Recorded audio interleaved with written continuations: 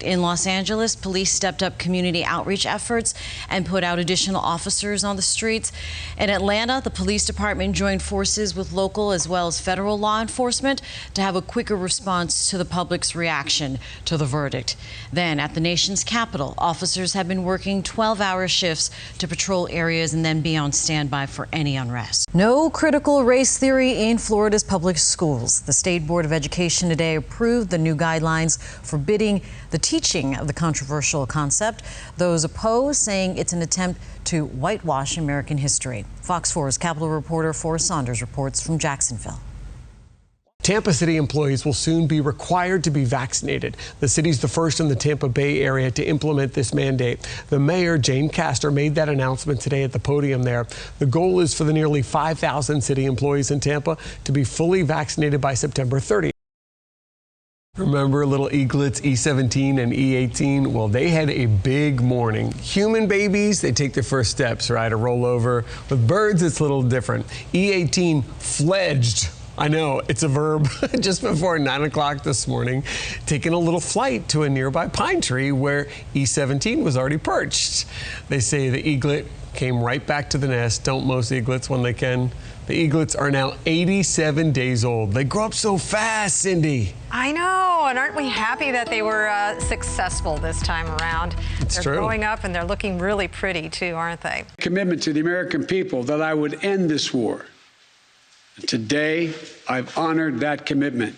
The extraordinary success of this mission was due to the incredible skill, bravery, and selfless courage of the United States military and our diplomats and intelligence professionals. Is my life? Am I safe? Are these people are safe? I don't even think they're safe. For U.S. government, for NATO, we need right now help from the government, U.S. government. The Lee County Sheriff's Office is investigating a death in Fort Myers, and they say it's related to a shooting that happened earlier today. LCSO says they responded to the shooting at the Circle K on Orange River Boulevard after 5 this afternoon. The Sheriff's Office says the major crimes unit's investigating, and now it is considered a death investigation. All people are accounted for, but there is no threat to the public, according to the Sheriff's Office. A man investigators say died in a plane crash in 2005 has been linked to the deaths of 3 South Florida women. Roberto Fernandez, a Brazilian citizen who was living in Miami at the time, was linked to the deaths of Kimberly Livesey and Cia Damas in 2000, then Jessica Good in 2001. Investigators say Fernandez took off to his native Brazil only to be suspected in the death of his own wife. He then flew to Paraguay, but his plane crashed. Investigators were able to get his body exhumed and made a positive link with DNA evidence. A new poll is finding the majority of people in our country agree with the jury's guilty verdicts for Derek Chauvin yesterday.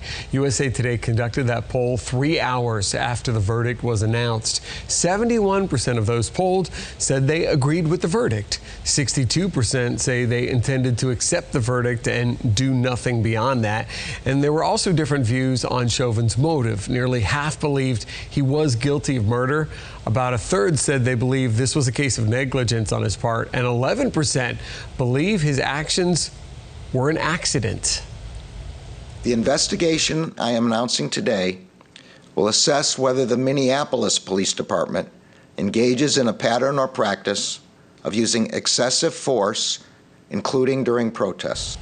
That's America's Attorney General Merrick Garland making that announcement today that he's going to launch a federal investigation into those policing practices in Minnesota following that guilty verdict in the George Floyd murder trial.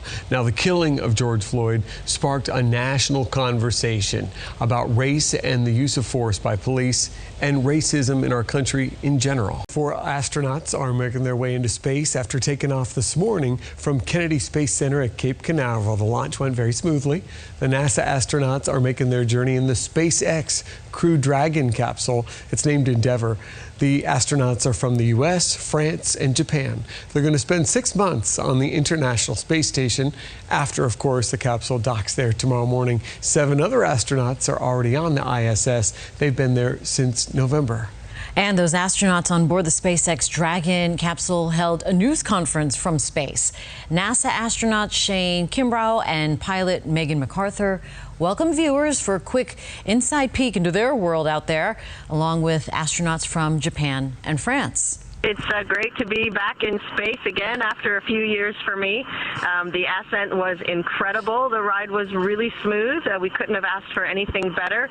I like to hear that. And she says that since it's been a while since she's been able to travel into space, she admits that it felt like a baby bird having to relearn some old tricks. And the work doesn't stop there. NASA's in the process of building its most powerful rocket ever to take astronauts to the moon. The Space Launch System is under construction at NASA's famous Vehicle Assembly Building on Cape Canaveral. Time magazine recorded this time-lapse video just over the course of 2 months. They made a lot of progress in that amount of time, right? Workers putting together the rocket's twin solid fuel boosters, each of which are 177 feet tall and weigh more than 1 million pounds. Work on the rockets will continue through the summer and into the fall. It's expected to begin carrying men and women to the moon in the year 2023. The state's prosecution was successful. I know that nothing can fill the void that the loved ones of George Floyd have felt since his death. That was Attorney General Merrick Garland sending that message of sympathy specifically to the Floyd family.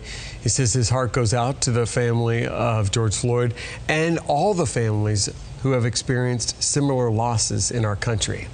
So what are you and your family feeling personally, deeply at this point as we experience all this together?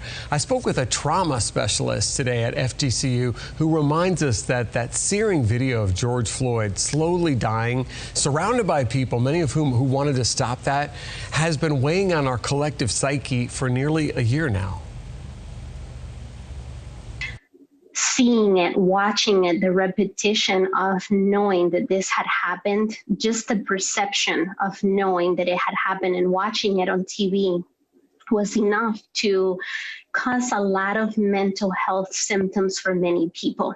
In some of those people, these symptoms ended up becoming traumatic. What's your feel on the collective community health, given all that's happening right now at this point with this case? The overall response is still going to be a lot of people experiencing sadness when it comes to this. What's the simple advice you would give to someone who feels like, I just can't take this? It's so heavy and it's everywhere I turn and I just don't know what to do with all this. I would say that if that person has already noticed or realized that they have a high sense of sadness or loneliness or anger or fear related to this, then seek professional help. And you can see where you can get that professional help, mental health resources right now on our website, as well as our extensive coverage of this case when you go to fox4now.com.